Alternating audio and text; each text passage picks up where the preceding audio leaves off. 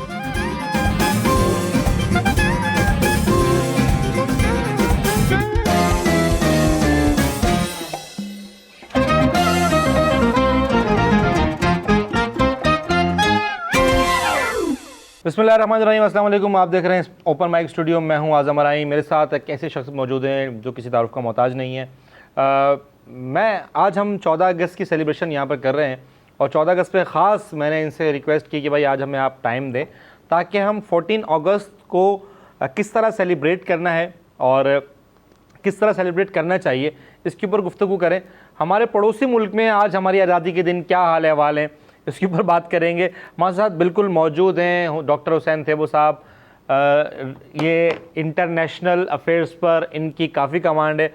अभी थोड़ी देर पहले मेरे ख्याल से अभी किसी न्यूज़ चैनल पर जो है ना वो यही बात करके आ रहे हैं। बहुत शुक्रिया, अस्सलाम वालेकुम। Thank you sir. आप कैसे हैं? ठीक ठाक हैं। आपका बहुत शुक्रिया, आपने मुझे इनवाइट किया। आपका बहुत शुक्रिया, आपने आज के दिन भी इतने मुश्किल शेड्यूल में से टाइम निकाला। डॉक्टर साहब बहुत शुक्रिया आपका। मैं अभी आपको बताऊं कि मैं अभी एक इंडियन टीवी चैनल्स पे था तो वहाँ पे जेडी बख्शी थे मेरे साथ।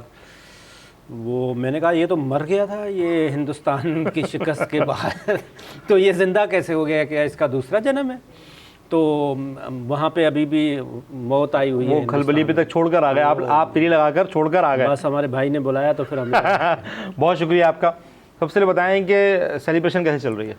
ज़बरदस्त किस्म की सेलिब्रेशन चल रही है यहाँ पे। इस मर्तबा जो हमारे ये 14 डेज़ गुज़रे हैं, ख़ास तौर पे इसमें हम अल्हम्दुलिल्लाह जो हमारा मार्का हक़ है, जो हमने इतने बड़े 4 गुना बड़े बदबूदार दुश्मन को शिकस्त दी है 6-0, वो 6-0 के साथ हम उसको भी जो है वो सेलिब्रेट कर रहे हैं।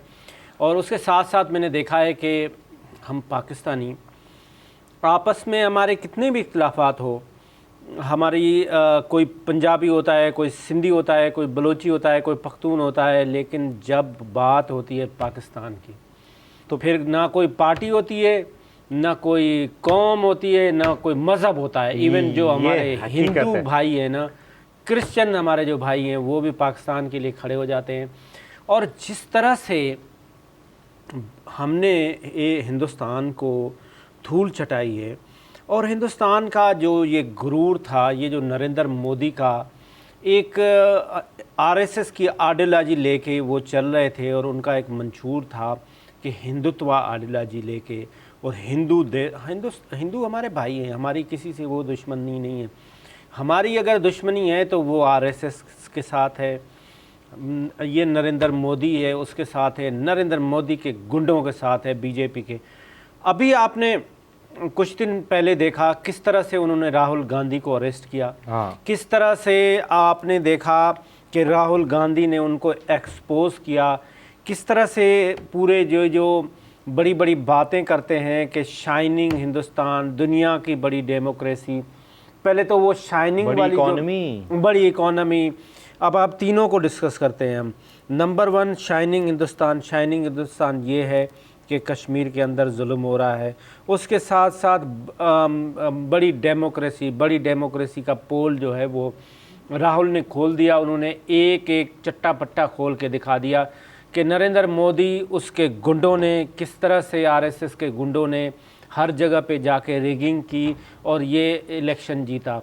फिर आ जाए इकानमी, वो जो जाते थे और कहते थे कि जी अब के बार ट्रंप सरकार और अब के बाद मोदी सरकार। और वो जो ट्रंप सरकार थे, वो ट्रंप सरकार ने तो कमाल ही कर दिया। उन्होंने देखा कि दुनिया में कोई भी हारे हुए इंसान को नहीं बुलाता। वो विक्टर को, जो विक्ट्री करके आता है, वो जो शिकस्त खुर्दा है उसको कोई नहीं बुलाता। तो हमारे जो फील्ड मार्शल सैयद आसिम मुनीर साहब हैं, उनको उन्होंने खुसूसी तौर पे मदऊ किया लंच पे और एक विक्ट्री सेलिब्रेट हुई। और वहाँ से अगर देखते हैं तो वो नरेंद्र मोदी जो अपने कहता था कि ये जो डोनाल्ड ट्रंप है ये तो मेरा फर्स्ट कज़न है, और वो भी तो बोलता था, ट्रंप भी तो बोलता था, हाँ, मोदी इज़ माय फ्रेंड। हाँ, तो उसने तो उसको डंडी दिखा दी ना उसको। जिस तरह से अभी इस वक्त 50% के तारिफ हो रहे हैं, उसमें तो हिंदुस्तान का सर्वाइवल 50% टैरिफ जो है ना वो लागू हो गया है, तो सर्वाइवल बहुत मुश्किल है। इस तरह से तो हिंदुस्तान का सर्वाइवल बड़ा क्वेश्चनेबल। बिग इकोनॉमी श्रिंक हो जाएगी।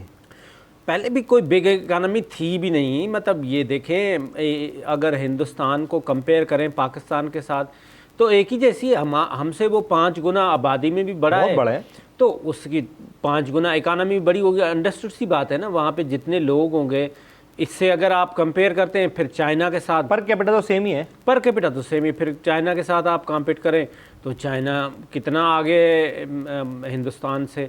मैं अभी चाइना में था और वहाँ पे मुझे जो सबसे अच्छी बात लगी, हम चाइना में बीजिंग में गए, हम शिंगाई गए, हम वंजू गए, हम अली बाबा के हेड ऑफिस में गए, लेकिन जब हम उनको बताते थे पाकिस्तानी, तो जो चाइनी लोग थे वो इस तरह से समझते थे कि जैसे हम दो भाई नहीं रहते, एक भाई जो है वो बड़ा बड़ा रिकॉर्ड करते हैं, क्लिफ्टन में रहता है और दूसरा मलीर कैंट में रहता है, वो आए तो उसके साथ जप्पी शप्पी पा के गले वाले मिलते हैं। इस तरह से वो हमें बड़े मोहब्बत से। सिर्फ एक सेम जेंडर ही मिलता है या अपोजिट जेंडर भी इसी तरह मिलता है? नहीं, वो भी इसी तरह से जो है, वो उनकी मोहब्बत भी इसी तरह से थी, मतलब वो हमारे बहन भाइयों की तरह हैं। चाइनीज़ हमारे बड़े दोस्त हैं, उनकी हमारे लिए बहुत ज़्यादा खिदमत हैं।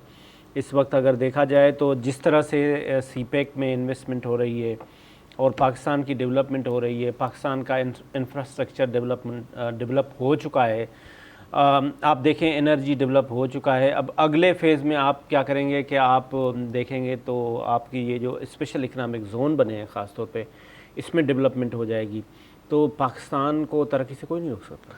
अच्छा, अभी आज के दिन हम सिर्फ यौम आज़ादी नहीं मना रहे, हम मार्का हक भी मना रहे हैं।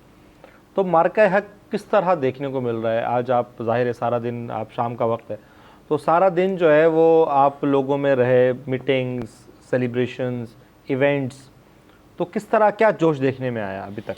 देखिए सर, बात ये ना कि हमारे एक तो सबसे पहले जो हमारी अफवाज पाकिस्तान है, हमें उसके ऊपर फ़ख्र है बेशक। और जब हम देखते हैं कि हिंदुस्तान के साथ कोई कन्फ्लिक्ट होती है तो फिर हमारी 7 लाख अफवाज नहीं है, फिर हमारे 25 करोड़ वो 25 करोड़ लोग आज अपनी खुद की विक्ट्री बना रहे हैं, क्योंकि वो जंग एक किसी बंदे ने नहीं जीती। मैं नहीं समझता कि किसी एज अ नेशन कोई क्रेडिट मैं दे दूं शहबाज शरीफ साहब को या प्रेसिडेंट आसिफ अली जरदारी को। इवन मैं कहता हूं ये जो अफवाज पाकिस्तान है वो 25 करोड़ लोग हैं और उसका एक सुपरसालार है जिसकी लीडरशिप की वजह से, वो हमारे फील्ड मार्शल सैयद आसिम मुनीर साहब हैं, जिसकी लीडरशिप में आपका लीडर जो है ना वो होना चाहिए ब्रेव, डिसीशन मेकिंग, और उसी की लीडरशिप में हम ये जंग जीते हैं अल्हम्दुलिल्लाह। और आज पूरे के पूरे पाकिस्तानी जो 25 करोड़ अफवाज है, पाकिस्तान की 25 करोड़ अफवाज जो है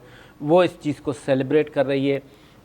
आप देखें रोडों पे आपको पाकिस्तान के झंडे, पाकिस्तान के नगमे, बड़ी रौनक नजर आ रही है अल्हम्दुलिल्लाह। जो हमने धूल चटाई है एक 4 गुना बड़े एक बदबूदार मुल्क को, ये जो बदबूदार बोलते हैं ना, मुझे नहीं पता, मुझे लगता है याद किया हुआ इन्होंने ना, जब भी इन्होंने इंडिया का नाम लेना तो इंडिया नहीं बोलते, बदबूदार मुल्क बोलते हैं। असल में प्रोग्राम में मैंने सुना है, मैंने इस बात पे गौर किया, ये बदबूदार बोलते हैं बाकायदा। असल में बात ये ना कि ये अगर ये राहुल का मुल्क होता ना, ये सोनिया का होता तो डिफरेंट, लेकिन ये जो नरेंद्र मोदी है ना, मैं बदबूदार नरेंद्र मोदी की वजह से लगाता हूँ, क्योंकि ये इंतहा पसंद है। इसका फर्स्ट कज़न है नेतन्याहू, ये दोनों बदबूदार लोग हैं, वो दोनों जुल्म कर रहे हैं। एक फ़लस्तीन में मासूम बच्चों के ऊपर कर रहा है, दूसरा आप देखें कश्मीर में जो है वो मासूम लोगों के ऊपर। मैं अभी हालिया हमारे जो फ्रीडम फाइटर हैं यासीन साहब जो कश्मीर, उनकी मिसेस भी आई थी मेरे प्रोग्राम में, मैंने उनका भी इंटरव्यू किया, उनकी मेरी बेटी से बात हुई। तो हम भी अपने बच्चों वाले हैं, मेरी भी बेटी है जितनी उनकी बेटी थी, तो वो अपने बाबा से बात करने के लिए तरस रही है। सही बात कि मैं ख़त लिख रही है अपने वालिद साहब को कि मेरे वालिद को मैं ख़त लिखती हूँ। अब मुझे ये भी नहीं पता कि मेरे वालिद को ख़त पहुँचते हैं या नहीं पहुँचते हैं, और यकीनन नहीं पहुँचते होंगे, यकीनन नहीं पहुँचते होंगे। जिस तरह से वहाँ पे जुल्म हो रहा है, जिस तरह से वहाँ पे जबर हो रहा है, जिस तरह से वहाँ पे नाइंसाफ़ी हो रहा है। ये जो नरेंद्र मोदी है, ये तो कहता था ना कि 5 अगस्त अभी गुजरा है ना, 2-4 दिन पहले 5 अगस्त जो गुजरा है, तो ये तो कहता था 2019 को जो 370 और 35A को ख़त्म करने के बाद यहाँ पे 100 मल्टीनेशनल कंपनीज आ जाएंगी, ये हो यहाँ जाएंगे, पे इन्वेस्टर फलाना आ हो जाएंगे। जाएगा। 5 अगस्त 2019 से लेके आज 14 अगस्त जो है हमारा 2025 है, ये वहाँ पे कर्फ्यू है, वहाँ पे तबाही फैली हुई है, वहाँ पे 10 लाख फौज उतारी हुई है सर। लोग नहीं निकल पा रहे। उसके बावजूद भी उस 10 लाख अफवाज के होते हुए हर गली में 6 गुंडे खड़े हुए। मैं तो उनको अफवाज नहीं कहता, वो तो डफर हैं, ऐसे ही बकवास है, ये कोई फौज वोज थोड़ी है। नहीं, उनके लिए तो फौज है ना, उनके लिए तो फौज है। उन डफरों के होते हुए 8 लोग आते हैं, वो पहलगाम में लोगों को मार के चले जाते हैं। अब पागलपन की कोई हद 200 है। किलोमीटर अंदर कैसे आ गए भाई, कैसे वो चले कौन से बॉर्डर गए? से आ गए? ये कांग्रेस बार बार पूछ रहा है कि उनको ज़मीन खा गई, उनको आसमान। अभी मज़े की बात ये है कि उनके जो डफर, वो जो जाहिल इनके जो वज़ीर हैं, उसने अभी एक स्टेटमेंट दी कि वो हमारे पास एविडेंस भी आ गया है चॉकलेट पाकिस्तान। अरे यार वो यकीन करे, बड़ी हंसी आई मुझे वो देखकर ना, अगर मुझे बड़ी हंसी आई वो देखकर। अगर एक बात है ना, अगर हमें बोलते कि चलो पाकिस्तानी नस्वार हमारे जो पख्तून भाई मान लेते, थोड़ा बहुत तो मान ही लेते कि चलो भाई, चलो मान लेते हैं कि पाकिस्तानी हमारे जो अफवाज में हमारे पख्तून भाई हैं, चलो मान लेंगे जी उनके पास भाई चॉकलेट कहाँ से आया? मामा शावा निकल आता। मतलब बात ये है कि इधर का कोई होता है उसको मामा पता, चॉकलेट हमारी अफवाज कहाँ से? भाई हमको पेरिस की फौज लेकर आ गए थे कि पेरिस मतलब वो रॉयल फौज थी। हाँ, वो चॉकलेट खा। इतने गधे हैं ये, मैं कहता हूँ ये इंडियन अफवाज के जितने भी ये सोल्जर हैं, इनको इतना भी पता नहीं है कि एविडेंस तो देखें आप, कितना स्ट्रॉन्ग एविडेंस है। आर्गुमेंट्स कैसे डेवलप किए जाएं। उस वक्त भी जब इनकी बहुत बुरी तरह से इनकी शिकस्त हुई और इनका जो राफेल था वो फेल हो गया, उसके बाद इन्होंने बड़ी कोशिश की अपनी आर्गुमेंट्स डेवलप करने के लिए। हम वो बेचारी आती थी हमारी वो कुरैशी जो मुसलमान थी, जिस पे भी वो उन्होंने बाद उस पर इल्ज़ाम भी लगाया था। जो वहाँ के टेररिस्ट गुंडे थे, उन्होंने कहा जी ये जंग भी कुरैशी की वजह से ही हम हारे हैं, ये कर्नल कुरैशी की वजह से जंग हारे हैं, और ये कैसे फ्रंट पे बैठेगी, हम इसको भी कत्ल करें। मतलब ये क्या मुल्क की बात कर रहे हैं हम? मतलब ये कैसा? उनको भी गद्दार कह दिया, आपके फौज की इतनी बड़े ओहदेदार को, उसको भी गद्दार कह दिया। मतलब हम किस मुल्क की बात कर रहे हैं? तो उनकी जो गुट्ठी में है ना, नरेंद्र मोदी बेसिकली ये नथुराम गोडसे का बेटा है। मैं हमेशा कहता हूँ ये नथुराम गोडसे वो है जिसने गांधी जी को कत्ल किया। गांधी जी को कत्ल कैसे किया? गांधी जी को कत्ल इस बात पे किया कि वो गांधी जी इंटरफेथ की बात करते थे, कहते थे भाई इक्वलिटी लाएं, हार्मनी की बात करते थे, कहते थे इक्वलिटी लाएं, जितना मुसलमानों का हक है। देखें, अगर आज 25% मुसलमान हैं हिंदुस्तान के अंदर, तो उस वक्त भी थे ना, तो डबल थे, उस वक्त तो और ज़्यादा थे, इन्होंने ख़त्म किए ना। तो वो कहते थे कि भाई इनके राइट्स के लिए हम बात करनी है, तो वो नथुराम ने, गोडसे ने उसको कत्ल किया। आज भी नरेंद्र मोदी नथुराम गोडसे की वहाँ पे मुजस्मे पे जाता है और उसको सलूट करता है। उससे पहले पूछे ना, मैं तो इंडियन टीवी चैनल्स पे पूछता हूँ कि भाई पहले नरेंद्र मोदी से तो पूछें इसका लीडर कौन है, ये किसको मानता है, ये नथुराम गोडसे को मानता है या ये गांधी जी को मानता है? ये कोई जवाब दे सकता है हमें? अभी रिसेंट जो है ना, वो हमारे चीफ ऑफ आर्मी स्टाफ का सेकंड विज़िट जो है ना अमेरिका में हुआ।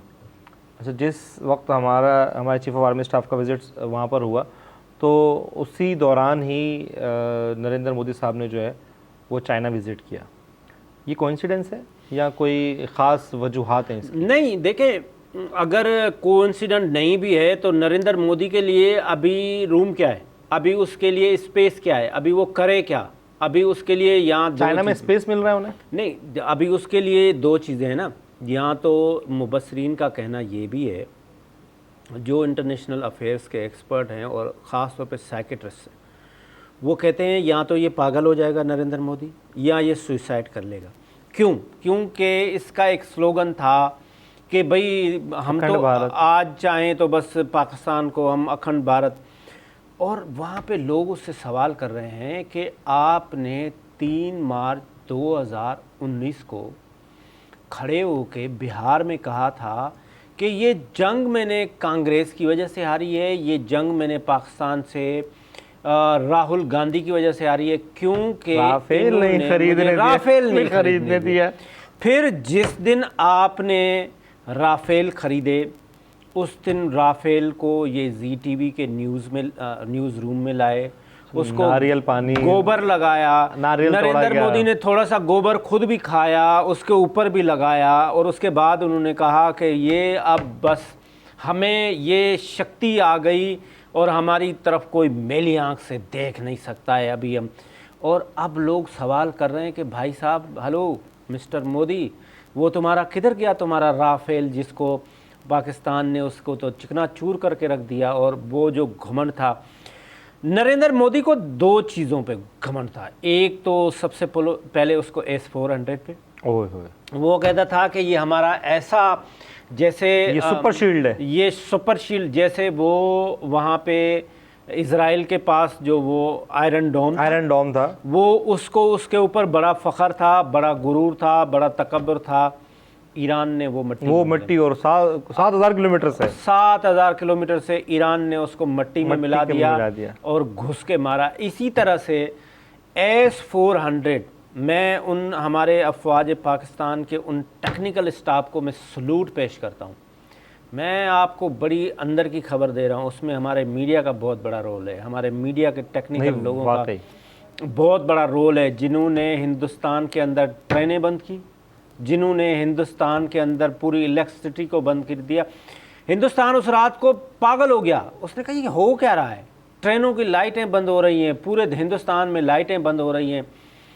उसको उन्होंने प्रोपेगेंडा क्या किया, प्रोपेगेंडा ये किया जी वो वहाँ गुरुद्वारे पे पाकिस्तान ने हमला कर दिया, पाकिस्तान तो ये खुद हमला कर दिया, वो खुद उन्होंने वहाँ पे ये पहले ये ऐलान हुआ था। ये उन्होंने तो हमारे DGISPR ने आके बताया कि भाई साहब हमने नहीं किया, करेंगे तो दिखाएंगे, बिल्कुल टिका के बजा के ऑन करेंगे और बताएंगे कि अभी मारने आ रहे हैं, घुस के भी मारेंगे। और वो हमने किया।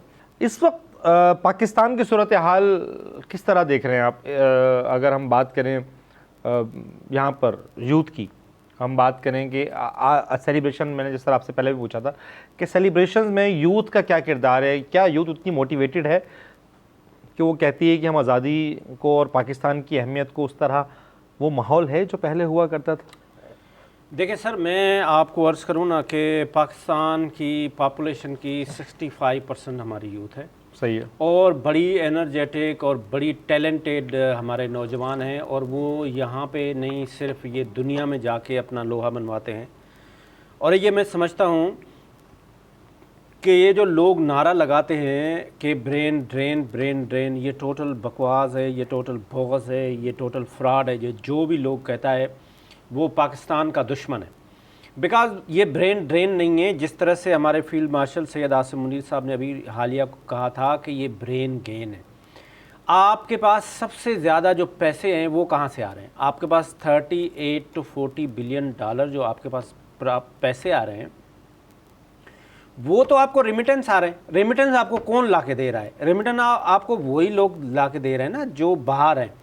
आपके पास दो चीज़ें, एक तो आपका एक्सपोर्ट है, वो जो 30 बिलियन डॉलर के करीब है, और उसके बाद आपका 40 बिलियन डॉलर के करीब आपका रेमिटेंस है। और वो रेमिटेंस अभी बढ़ के इस साल वो इंशाल्लाह 50 बिलियन डॉलर पे चला जाएगा। तो हमें चाहिए कि हम अपने एनर्जेटिक, हम अपने टैलेंटेड यूथ को जितना हो सके हम बाहर भेजें, और वो दुनिया में जाके कॉम्पीट करें और वहाँ पे अपना लोहा मनवाएं और वहाँ पे सेटल हो जाएं।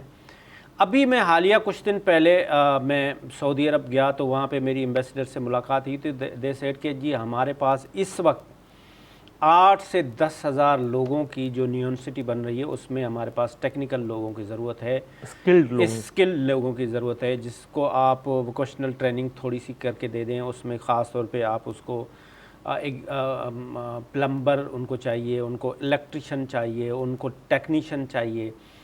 तो हमें अपने लोगों को, मैक्सिमम लोगों को ट्रेन करना चाहिए और मैक्सिमम लोगों को हमें बाहर भेजना चाहिए, और वो वहाँ से अर्न करके आ जाएं। देखें, ये दुनिया में जाके अपना लोहा मनवाएंगे, पाकिस्तान का नाम रोशन करेंगे, तो वहाँ से हमें इकानमी बूस्ट होगी। उसके साथ साथ अगर आप देखें पाकिस्तान 60% वाबस्तगी पाकिस्तान की पॉपुलेशन की है एग्रीकल्चर से।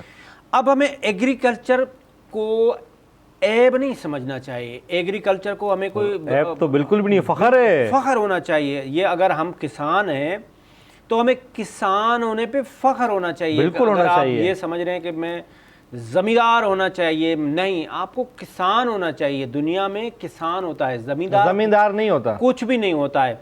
तो हमें जो ये जो ट्रेनिंग्स है ना, ये हमें एग्रीकल्चर के फील्ड में करनी चाहिए, ये हमें इंडस्ट्री की फील्ड में करनी चाहिए, ये हमें टेक्सटाइल की फील्ड में। सेम तरीके से अगर हमारा जो एक्सपोर्ट है $30 बिलियन का, उसमें 60% जो हमारा एक्सपोर्ट है वो रिलेटेड है टेक्सटाइल से। हाउएवर अल्टीमेटली एग्रीकल्चर से जुड़ा हुआ है, एग्रीकल्चर से जुड़ा हुआ है। तो हमें एग्रीकल्चर की ट्रेनिंग देनी चाहिए, हमें टेक्सटाइल की देनी चाहिए, हमें वोकेशनल ट्रेनिंग देनी चाहिए। और मैं अभी ख़ास तौर पे देख रहा था कि जहाँ पे जो ये 14 अगस्त की सेलिब्रेशन हो रही है, हमारा यूथ इतना बढ़ चढ़ के उसमें हिस्सा ले रहा है, और लेना भी चाहिए। हमें पाकिस्तानी होने पे फ़ख्र होना चाहिए। हमें अगर पाकिस्तान है तो हम हैं, और पाकिस्तान की वजह से ही आज हम दुनिया में सर अपना फ़ख्र से लेके घूम रहे हैं। अभी कुछ दिन पहले मैं 2-4 कंट्रीज़ में, मैं इस US गया, उसके बाद मैं चाइना गया, 1-2 और मैं कंट्रीज़ में गया। तो यकीन माने ये जो हमने मार्का हक जो हमने फतह लिए ना, उसके अलग सी बाद वाइब्स आ रही होंगी ना, पाकिस्तानियों को वहाँ पे जो है ना मोराल, और पाकिस्तानियों की वहाँ पे वाइब्स ही अलग होंगे ना, फखरिया वाइब्स, और पाकिस्तान का वहाँ जो फ़ख्र है ना, उसकी लेवल ही कुछ और है। अच्छा, जिस तरह भी आपने जिक्र किया थे वो साहब कि हमें लोगों को ट्रेनिंग देनी चाहिए, वहाँ पर आपने कहा नियोन सिटी में उनको जो है ना 10,000 वर्कर्स की ज़रूरत है। क्या सरकारी सतह पर ये मैकेनिज़्म कहीं आपको नज़र आया, या इसकी कमी नज़र आई, या हम इसमें पीछे हैं? जिस तरह इंडिया में बाकायदा तौर पर इंस्टीट्यूशंस हैं जो अपने वर्कर्स को ट्रेन करके भेजते हैं, और ममालिक में भी इंस्टीट्यूशन है सरकारी सतह पर जो अपने वर्कर्स को ट्रेन करके दूसरे ममालिक में भेजते हैं, जहाँ से वो अच्छी रेमिटेंस जो है ना वो अपने मुल्क में भेज रहे होते हैं, डॉलर्स भेज रहे होते हैं। उससे अल्टीमेटली आपके मुल्क को फ़ायदा होता है, आपकी जो है ना वो अच्छी इकॉनमी बूस्ट होती है। हमारे यहाँ ये मैकेनिज़्म सरकारी सतह पर मौजूद है? यहाँ पर बिल्कुल है। हमारे पास जो ख़ास तौर पे राना मशहूद साहब का डिपार्टमेंट है, यूथ अफेयर्स, वो बड़ा अच्छा काम कर रहे हैं। वो इन सारी चीज़ों में काम भी कर रहे हैं। अभी हालिया उन्होंने लाहौर कलंदर को हायर किया, और लाहौर कलंदर HEC के साथ मिलके, हायर एजुकेशन कमीशन के साथ मिलके, वो पूरे पाकिस्तान में गए और उन्होंने टैलेंट हंट किया, और वो बड़ा ज़बरदस्त किस्म के उन्होंने नौजवानों के लिए एवेन्यूज़ क्रिएट किए और वहाँ से टैलेंट लेके आए। मैं भी उनके टीम में था और बड़ी अच्छी हमारी कोऑर्डिनेशन रही। यहाँ पे भी उन्होंने 1-2 प्रोग्राम किए।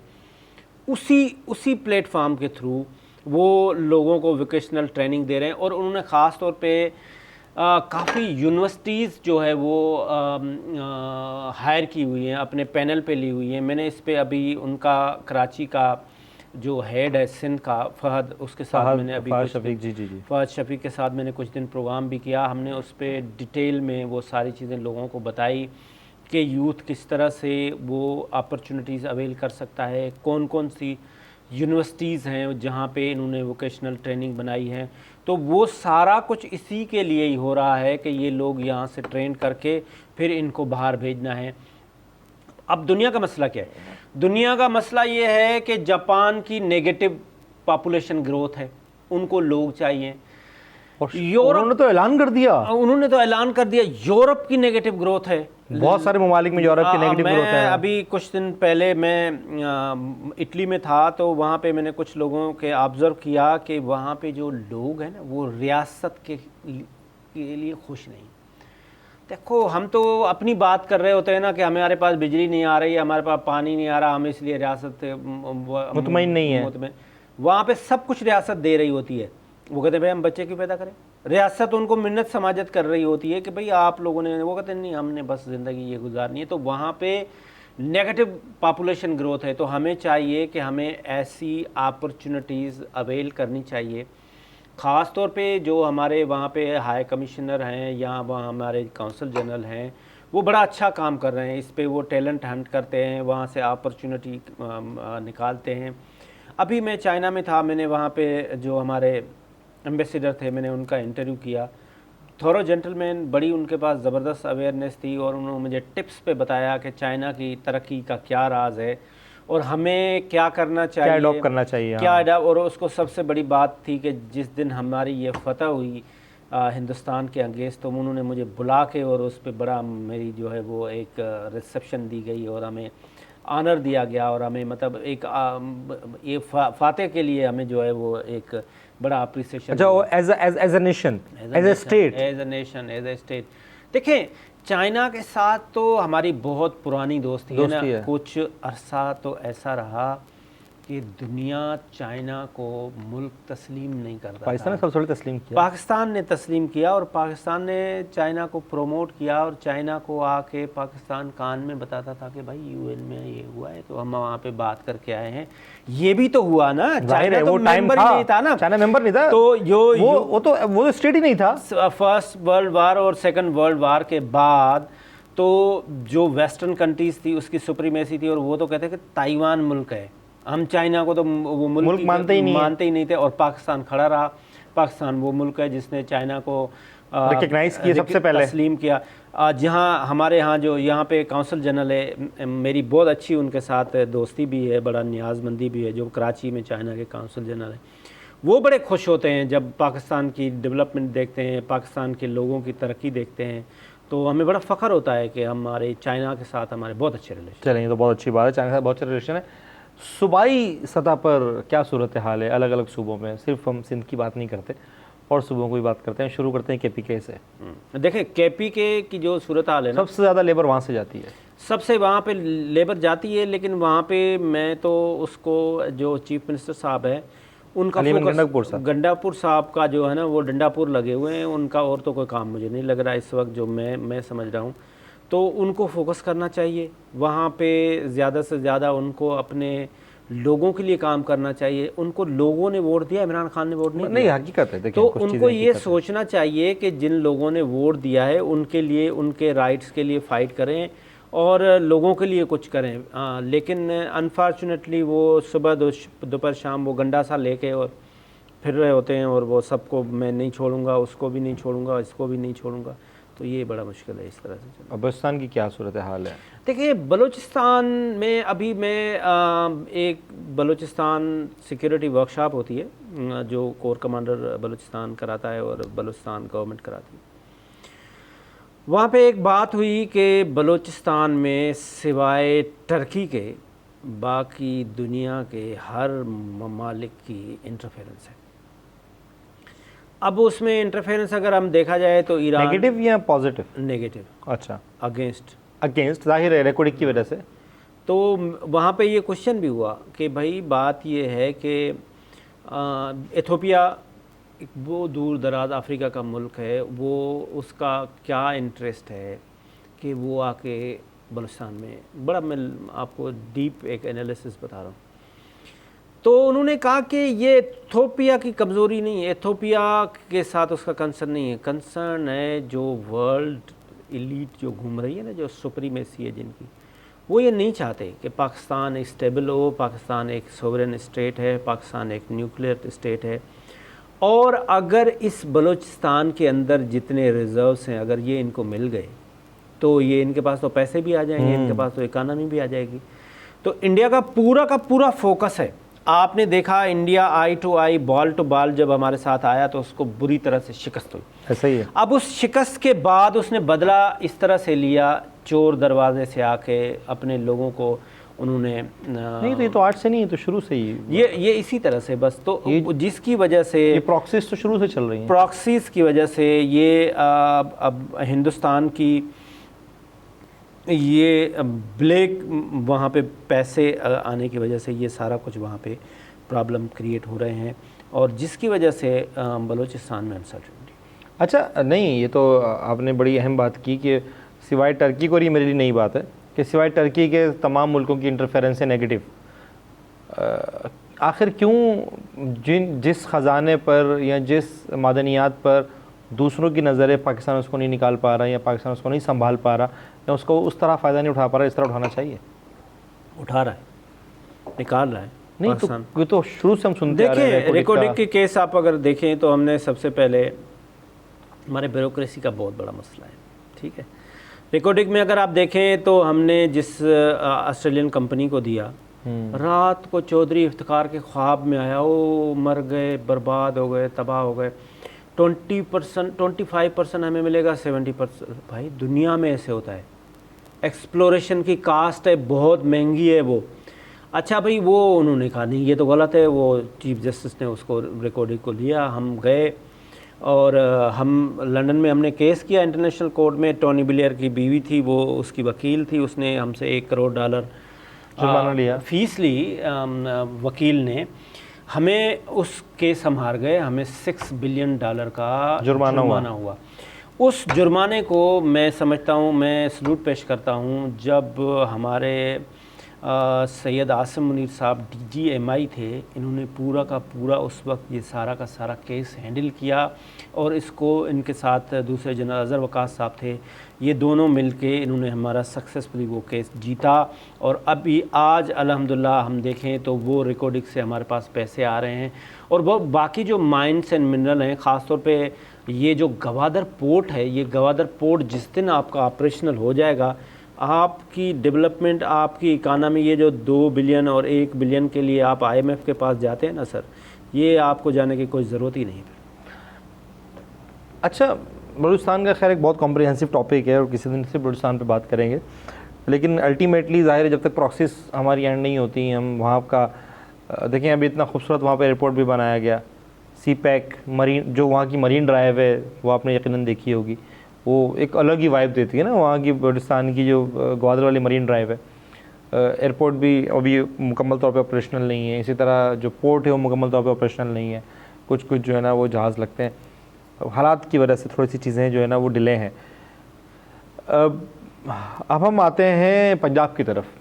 अगर मैं आपसे कहूँ कि 2 बड़े सूबे, एक सिंध और एक पंजाब, इनको आपस में कंपेयर करें तो आपका जो है वो कंपैरिजन क्या रहेगा?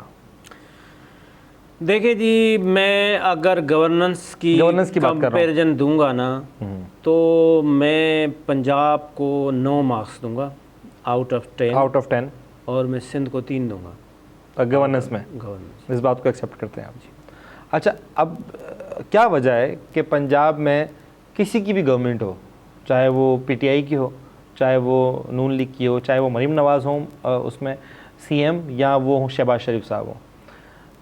अभी मरीम नवाज़ सियासत में भी बहुत नहीं है, आपको तो पता है सियासत में बहुत नहीं है, और CM ये जो कुर्सी है इसके लिए तो बिल्कुल न्यू है, बिल्कुल न्यू अपॉइंटेड है। आखिर क्यों 17 साल के एक्सपीरियंस और 2 साल के 2 टेन्योर्स के जो है ना वो एक्सपीरियंस CM उस चीज़ को उस तरह टैकल नहीं कर पा रहे, इस तरह एक न्यूली अपॉइंटेड CM जो है ना वो कर रही हैं? जिस तरह से आपने कहा ना कि PTI और PMLN और मरीम नवाज़ को मैं बहुत ज़्यादा जानता हूं, जैसे मेरी कोई खाला की बेटी, मैं नहीं जानते से मुराद ये है कि देखिए नज़र होती है ना, एक साफ़ी की नज़र होती है, इन्होंने मरियम पर आके ब्रेक लगाई है। तो मैं PTI से तो बिल्कुल डिसएग्री हूँ।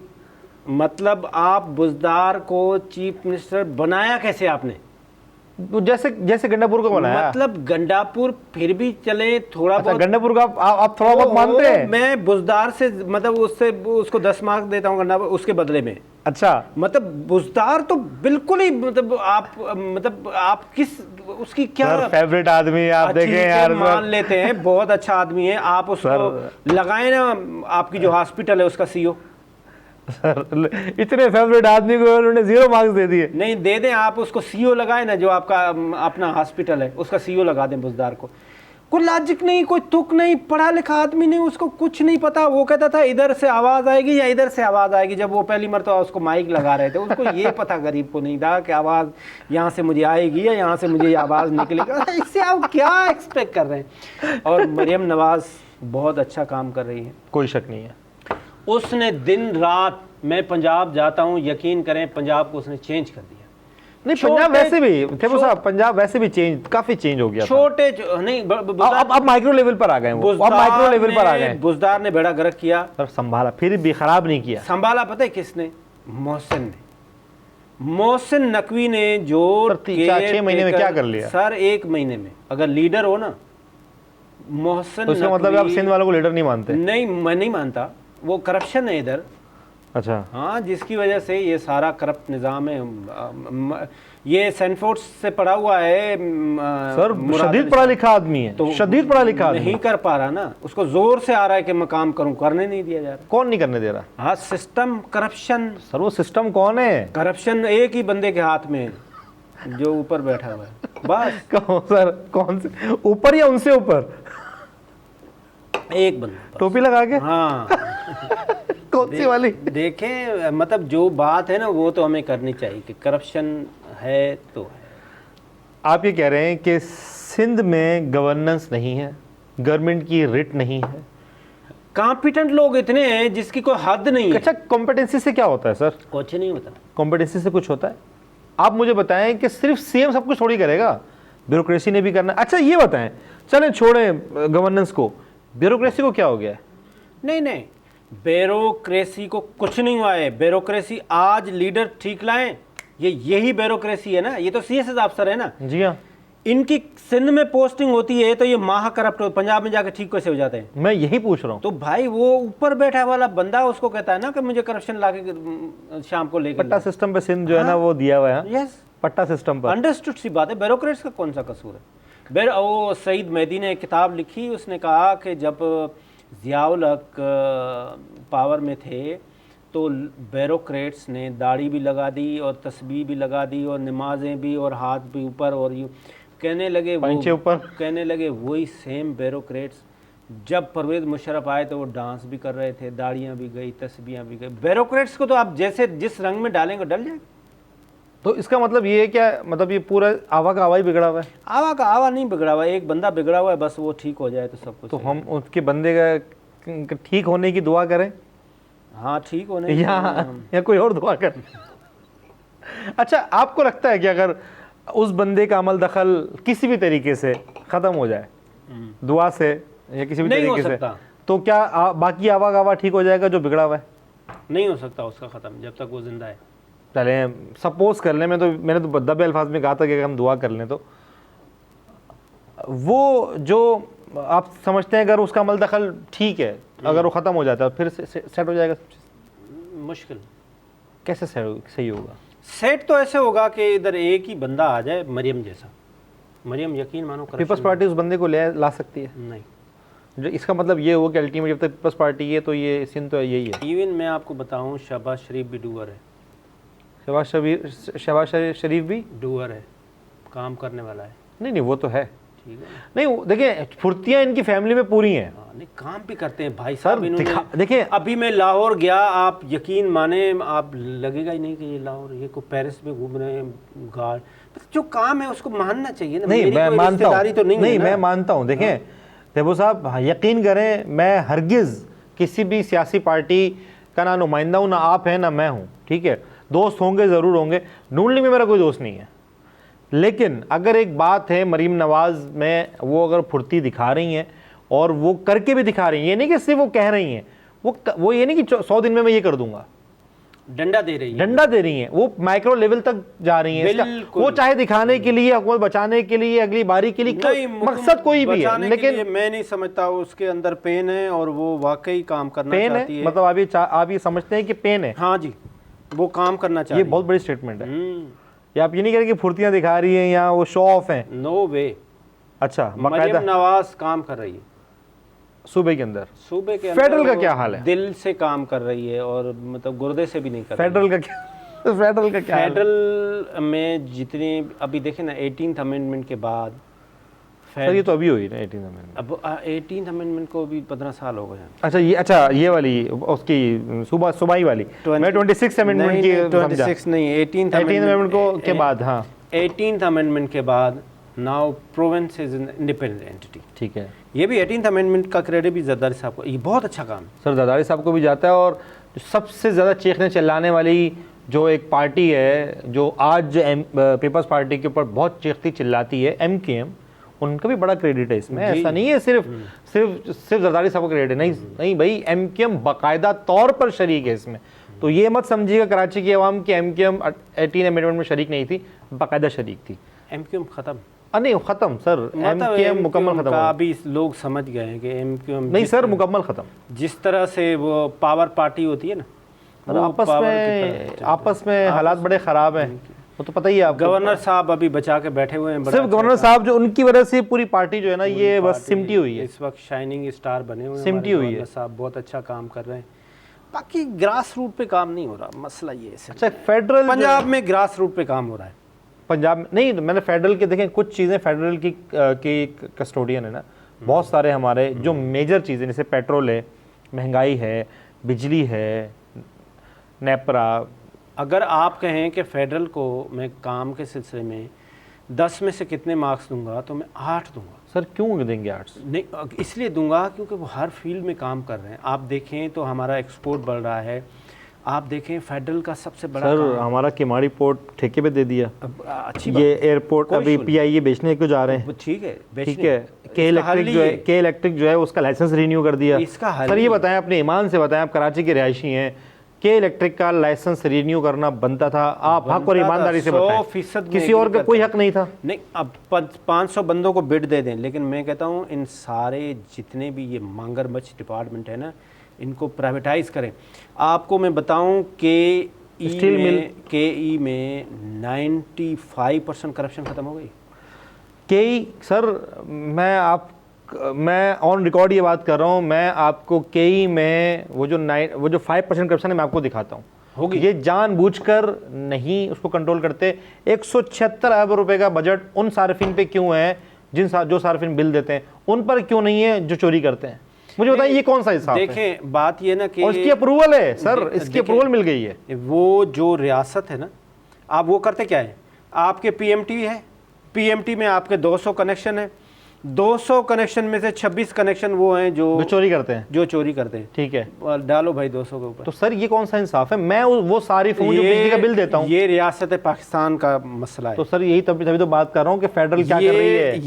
ये हमारा सोसाइटी का मसला है। 108 रुपए लेवी है सर पेट्रोल पर। हम अपने सोसाइटी को ठीक करें। सोसाइटी को क्यों ठीक करें सर? डंडा, अभी तो आपने कहा कि ब्यूरोक्रेसी ठीक हो जाएगी, डंडा मिलेगा तो ब्यूरोक्रेसी ठीक हो जाएगी और हमारा कोई रिस्पांसिबिलिटी नहीं है। मैं जो चोरी कर रहा हूँ कुंडा लगा के नहीं। देखें मैं आपको एक बात बताऊँ, स्टेबो साहब इंशाल्लाह अल्लाह ताला ने मौका दिया, मैं आपको लेकर चलूँगा उन इलाकों में जहाँ जानबूझकर के इलेक्ट्रिक कनेक्शन नहीं देती, वो मांगते हैं। अब मुझे बताएं कि कराची के मज़ाफ़ात में बिजली अभी फंडामेंटल राइट है या नहीं आज के दौर में? बिल्कुल है, लेकिन मुझे ये बता दें कि जब प्राइवेट थी वो बेहतर थी या अब बेहतर है? जब प्राइवेट, तब 20 साल से प्राइवेट है सर, 21 साल जब गवर्नमेंट का एंटिटी थी उस वक्त ठीक था या अभी ठीक? नहीं, वापडा ठीक है या KE ठीक है? मेरा KE से कोई रिश्तेदारी मेरी भी नहीं है। मैं कह रहा हूँ हर डिपार्टमेंट को दोस्ती है आपकी, हर डिपार्टमेंट को इंडिपेंडेंट KE में दोस्ती है आपकी, दोस्ती सब में है, ठीक है। लेकिन मैं ये समझता हूं कि फिर आप कंपटीशन रखते, आपने अगर ठीक है, हाँ ये बात अलग है, आपने प्राइवेटाइज कर दिया, हमें कोई फर्क नहीं पड़ता, ठीक है, आप कंपटीशन रखते, आप 5-6 जिस तरह मोबाइल सेलुलर सर्विस दुनिया में ऐसे होता है, पूरी दुनिया में ऐसे होता है, फिर उससे क्या होता है कि वो कंट्रोल करते। आप मुझे बताएं 108 रुपए लेवी पेट्रोल पर सर जायज है, 150 रुपए लीटर पर आप मार्च निकालें? ये बात ठीक है आपकी कि यहाँ पे कॉम्पिटिटर डालने चाहिए, जिस तरह से मोबाइल सेलुलर कंपनीज में डालें, 6 मोबाइल सर्विसेज है ना, आपस में आपका कंपटीशन होता है, उससे हमें फायदा है, अल्टीमेटली कंज्यूमर को फायदा होता है।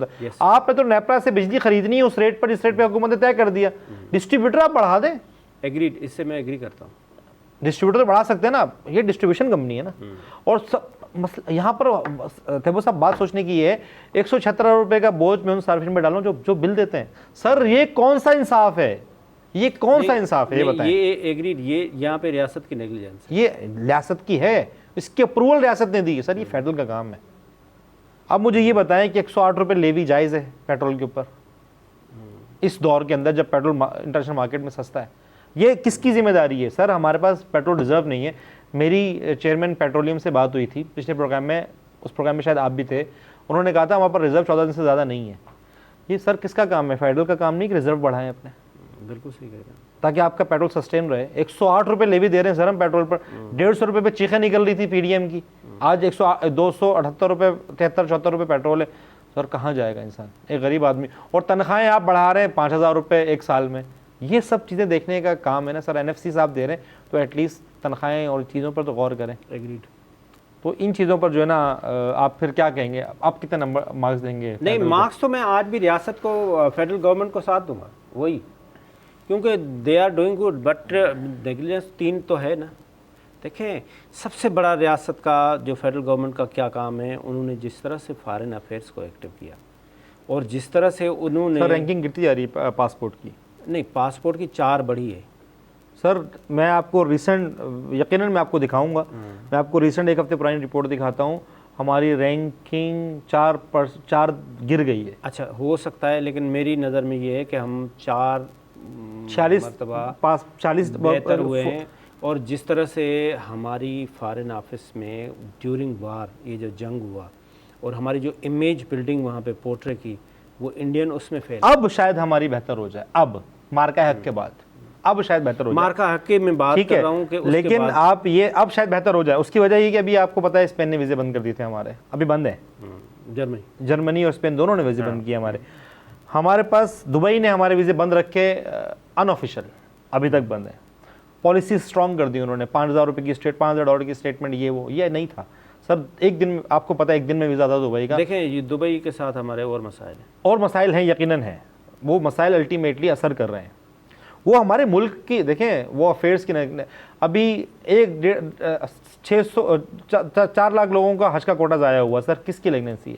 नहीं, ये हज का ज़ाया नहीं हुआ। हज का ये हुआ कि मैं खुद हज पे था।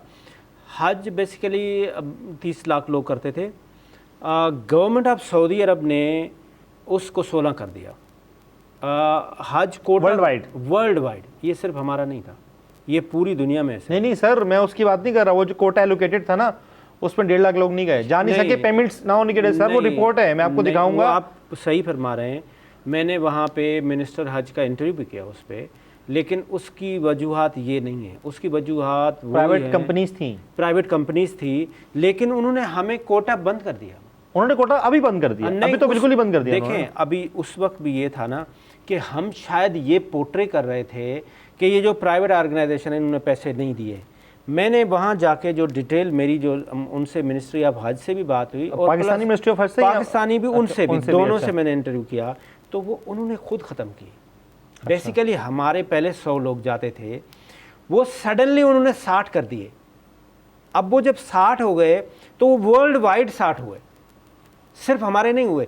बिकॉज इस मरतबा जो हज था वो 16 लाख लोगों ने किया, वैसे 32 लाख करते थे। तो उन्होंने 16 लाख हाजी हमारे कम नहीं किए, दुनिया के कम किए, और उसमें ये भी हुआ। तो हमने उसको पोर्ट्रे थोड़ा किया, इट वाज टू अर्ली। और ये तर्जुमान थे जो, जिनसे मेरी बात हुई, अपने प्रोग्राम में भी हुई, वो तर्जुमान बता रहा हूँ, जो अफेयर्स के तर्जुमान थे, हज अफेयर्स के तर्जुमान, उनसे मेरी बात हुई। उन्होंने जिस तरह कहा, मैंने उसी तरह जो है उसको पोर्ट्रेट किया। ये आप बात बिल्कुल सही कह रहे हैं। जो इसके पहले, लेकिन पहले पेमेंट्स रुकी थी। मिनिस्टर थे चौधरी साहब ने भी यही स्टेटमेंट दी कि हमारी पेमेंट्स रुकी हैं। पेमेंट्स नहीं रुकी थी सर, हमें सऊदी अलाउ नहीं कर रहा था। फिर मैंने हज भी, जो हमारे अभी मिनिस्टर हैं सरदार यूसुफ साहब, इनके साथ ही मैंने किया, तो वो हमारी नेग्लिजेंस नहीं थी, उधर से दुनिया भर की थी। हर हफ्ते ट्रेन पटरी से उतर जाती है सर। 78 सालों में हम ट्रेन जो है ना वो बेहतर नहीं कर सके।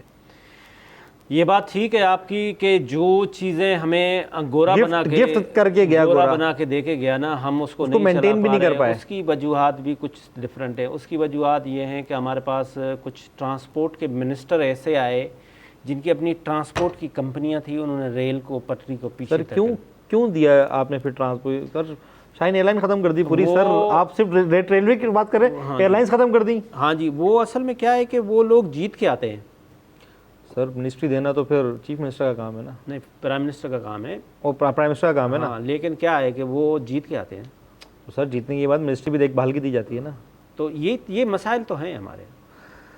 चले जी, बहरहाल हम बात कर रहे थे आज़ादी की। ये मसाइल, ये मैंने यूँ डिस्कस किया। हाँ, ये ज़रूरी है ना, ये हमें ये बताते हैं कि ये सब होने के बावजूद भी एक चीज़ शहबू साहब जो मैंने अभी तक नोटिस की, वो ये है कि आज भी जो मुसलमान इंडिया में मौजूद हैं, वो आज तक वहाँ पर वहाँ की मोहब्बत, वहाँ की चाहत और वहाँ के लिए वो कहते हैं ना कि अपनी मुहिब्बे वतनी आज तक जाहिर करने की कोशिश कर रहे हैं, उनको कबूल नहीं किया जा रहा। कायद-ए-आज़म का एक विज़न था, कायद-ए-आज़म की विजनरी बहुत स्ट्रॉन्ग थे। 78 साल बाद उनका विज़न नज़र आ रहा है कि जो लोग वहाँ रह गए हैं वो पछताएंगे, जो लोग यहाँ आ गए वो आज देखें किस तरह जी रहे हैं। थेबो साहब, 14 अगस्त के हवाले से, आज़ादी के दिन के हवाले से कोई स्ट्रॉन्ग मैसेज यूथ के लिए अगर आप देना चाहें तो दे सकते हैं, फिर प्रोग्राम को कंक्लूड करते हैं। बात ये है कि 14 अगस्त का मैसेज ये है कि सिर्फ़ और सिर्फ खुश रहें और कोशिश करें कि सब लोगों को, आपके अड़ोस पड़ोस को, आपके रिश्तेदारों को, आपके बहन भाइयों को और पाकिस्तानियों को खुश रहने की कोशिश करें, उनको खुश रखने की कोशिश करें। देखें, पाकिस्तान एक सॉवरेन स्टेट है। अभी आपने हालिया देखा जिस तरह से 4 गुना बड़े एक बदबूदार मुल्क को हमने शिकस्त दी है, तो पाकिस्तान को कोई परेशानी नहीं होनी चाहिए। पाकिस्तान अल्हम्दुलिल्लाह एक सॉवरेन स्टेट है। छोटे मोटे मसाइल ये हमारे पास कुछ इकानमी के हैं, कुछ ममालिक ऐसे हैं जिनके पास ज़्यादा इकानमी के हैं, तो ये हमें घबराना नहीं चाहिए। और हम पाकिस्तान है तो हम हैं, और पाकिस्तान हमेशा जिंदाबाद। बिल्कुल, पाकिस्तान हमेशा जिंदाबाद। एक मैसेज मेरी तरफ से भी कि अभी हम जिस पोजीशन पर हैं और अभी हम जहाँ पर हैं, एक वक्त ज़रूर ऐसा आएगा कि हमारा जहाँ तक वक्त जाएगा इससे आगे ही पाएगा। और अभी मैं अभी थेबो साहब से ही बात कर रहा था कि अभी इंशाल्लाह हम एक प्रोग्राम शुरू करने जा रहे हैं ड्रग अवेयरनेस के हवाले से, और बहुत जल्द आप देखेंगे कि हम यूथ के लिए एक और तोहफ़ा भी लेकर आ रहे हैं, ताकि हम पाकिस्तान को, ख़ास तौर पर सिंध को जो है ना वो ड्रग लेने से जो है वो रोक सकें, यूथ को रोक सकें। बहुत बच्चे टीनेज जो हैं वो ड्रग लेने की कोशिश कर रहे हैं, ताकि हम इनको ड्रग से दूर रख सकें। इसके ऊपर थेबो साहब से मेरी बात हुई है, इंशाल्लाह हम इसके ऊपर दोबारा आपके सामने एक पूरा प्रोग्राम लेकर आएंगे और इसके एक सेशंस भी लेकर आएंगे। थेबो साहब हमारे साथ हैं। तो इसके लिए भी मेरा एक मैसेज है कि आज़ादी का दिन है तो आज़ाद हो जाएं उन तमाम आदात से जो आपके कल को मुश्किल में डाल सकती हैं। बहुत शुक्रिया थेबो साहब प्रोग्राम में टाइम देने के लिए। बड़ा मज़ा आया, आपसे हर तरह की हमने बातें की, और ये बातें बहुत ज़रूरी थी ताकि लोगों को पता चले कि वजूहात क्या है। बहुत शुक्रिया आपका। नाज़रीन, ये था आज का एपिसोड। आपसे मुलाकात होगी अगले प्रोग्राम में। अपना बहुत सारा ख्याल रखिएगा। मुझे दीजिए इजाज़त। पाकिस्तान जिंदाबाद।